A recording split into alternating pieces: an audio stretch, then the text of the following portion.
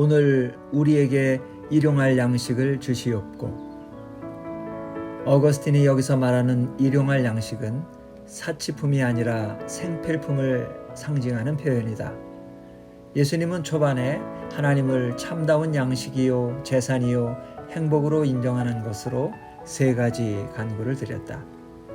이제 필요를 채워주시기를 구하는 기도 제목을 새로 짜인 마음의 틀에 맞춰 정리하신다.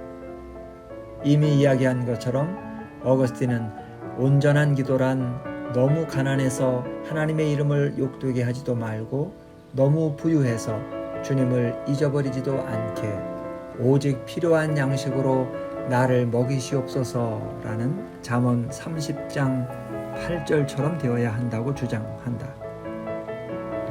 칼뱅은 일용할 양식에 관해 언급하며 하나님의 영광을 떠나는 게 아니라 오직 하나님의 영광을 위한 방편이 되는 것들을 구하라고 강조하며 어거스틴과 같은 입장을 취했다.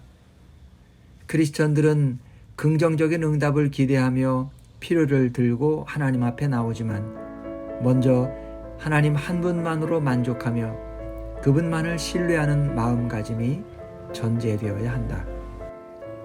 루터는 이 기도에 사회적인 차원을 더했다. 누구나 빠짐없이 일용할 양식을 얻으려면 경제가 활성화되어야 하고 취업률이 높아져야 하며 정의로운 사회가 구현되어야 한다고 보았다.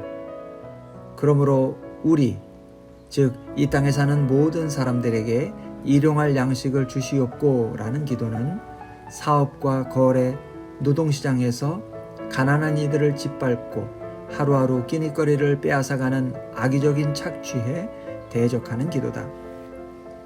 루터는 불의한 짓을 하는 사람들을 향해 여기에 내재된 능력을 역설하며 음울한 경고를 보낸다. 교회가 중보하고 있음을 똑똑히 알려주고 주기도문의 이 기도에서 배제당하지 않도록 조심시켜야 한다라고 그는 말했다. 루터에게는 일용할 양식을 위한 기도가 번영과 공정한 사회 질서를 갈구하는 간구였던 것이다. 우리에게 죄 지은 자를 사하여 준 것 같이. 다섯 번째 간구는 하나님 그리고 다른 사람과의 관계를 모두 아우른다. 오랜 세월에 걸쳐 개인적으로 죄와 용서의 문제를 두고 치열한 싸움을 벌인 루터는 날마다 기도하며 하나님의 용서를 구하라고 목소리를 높인다. 누구든 스스로 의롭다고 여기고 남들을 멸시하는 이가 있으면 이 간구와 마주서서 자신을 살피게 하라. 자신이 남보다 나을 게 없으며 누구라도 하나님의 임재 안에서 머리를 조아릴 수밖에 없고 겸손이라는 높이가 낮은 문을 지나 용서의 기쁨 가운데로 들어가야 함을 깨달을 것이다. 아울러 루터는 이 간구를 교만에 대한 도전일 뿐만 아니라 영적인 실상에 대한 검증으로 규정했다. 회개나 고백하는 것이 하찮게 여겨진다면 마음이 하나님 앞에 바로 서 있지 않으며 복음에서 확신을 끌어내지 못하고 있다는 뜻이다 라고 그는 말했다.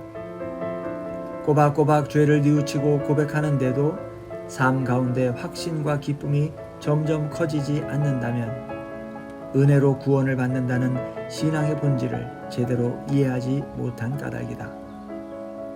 예수님은 하나님과의 관계를 다른 사람들과의 관계에 직결시켜 판단하신다.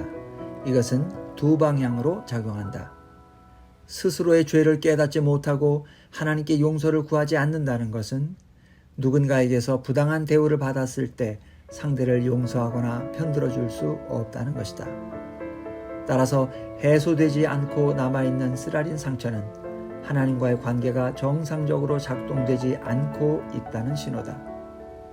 뿐만 아니라 원한을 그대로 품고 있다면 스스로는 용서하지 않으면서 자신의 죄만큼은 하나님께 용서받기를 구하는 위선과 마주칠 따름이다.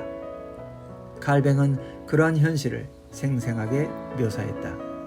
마음에 미워하는 감정을 계속 붙들고 있다면, 안 갚은 말 궁리를 하거나 어떻게든 해코지할 기회를 골똘히 찾고 있다면, 나아가 원수처럼 여기는 상대가 내게 보여진 호의에 보답해서 거기에 어울리는 온갖 배려를 하려 애쓰지 않는다면 이 기도를 드려봐야 하나님께 우리 죄를 용서하지 말아달라고 간청하는 꼴이 될 따름이다.